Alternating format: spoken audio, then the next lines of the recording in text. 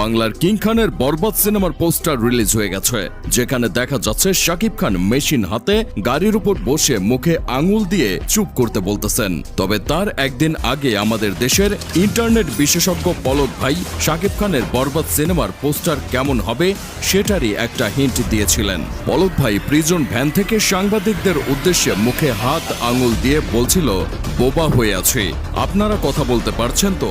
তবে এখন বুঝতে পারলাম ইন্টারনেট বিজ্ঞানী আসলে কিং খানের সিনেমার ফার্স্ট লুকের একটা হিন্ট দিচ্ছিল এভাবে। তবে কিং খানের পোস্টার দেখে অনেকে অনেক কথাই বলছে। কেউ বলতেছে কমোডে বসে থাকা পিকচারে শুধু এনে গাড়িতে বসাইছে, আবার কেউ বলতেছে গুলিস্তানের রোলেক্স মনে হচ্ছে।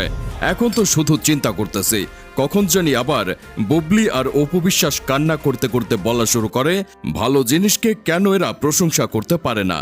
সেটাই তো ভাই, ফার্স্ট লুকের পোস্টার তো ভালোই হয়েছে।